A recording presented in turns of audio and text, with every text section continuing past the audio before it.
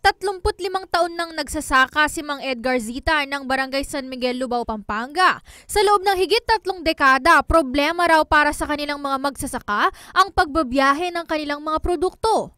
Baku-baku kasi at malikabok ang kalsadang dinaraanan ni Mang Edgar patungo sa bayan. Ito rin umano ang kadalasang inireklamo ng mga mamimili ng palay sa tuwing dumarayo sa kanilang mga bukirin.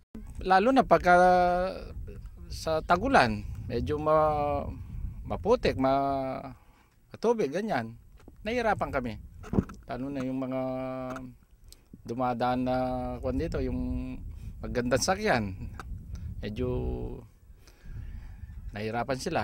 Gusto namin sa madaling panahon, makongkreto na, sabi namin kay Kapitan. Pero matapos ang ilang taon, magwawakas na ang paghihirap ng mga magsasaka ng Barangay San Miguel. Sa pamamagitan kasi ng Grassroots Participatory Budgeting o GPB ng pamahalaan, maipapagawa na ang isang konkretong kalsada rito na magdudugtong sa mga sakahan patungo sa mga pamilihan. Ang GPB ay isang pulisiya ng gobyerno kung saan nagkakaroon ng pagkakataon ng mga mamamayan na makilahok sa pagtukoy ng mga proyektong tutugon sa mga pangunahing pangangailangan ng kanilang pamayanan. Ang mga proyektong ito ay popondohan ng pambansang gobyerno. Nitong Lunes, September 29, formal nang iniabot ng Department of the Interior and Local Government o DILG ang pondong nakalaan para sa pagkokongkreto ng 700-meter road sa Barangay San Miguel at maging sa Barangay Del Carmen sa naturang bayan.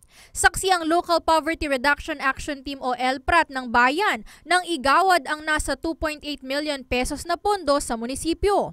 Sagot ng naturang pondo ang 80% ng kabuuang halaga ng proyekto.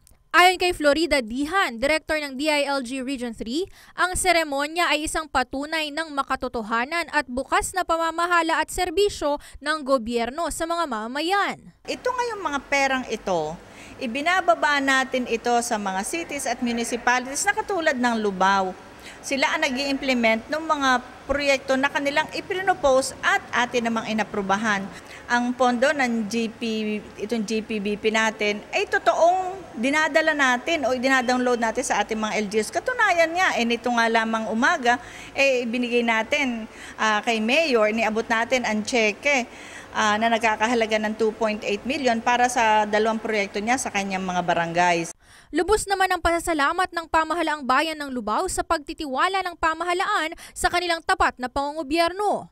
Naibababa lamang kasi ang pondo ng mga GPB project sa mga lokal na pamahalaan na may magandang record pagdating sa transparency ng pamumuno.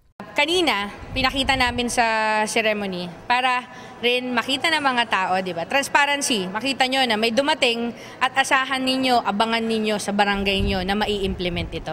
Napakalaking ginhawa na yung dinadaanan mo, sementado o maayos.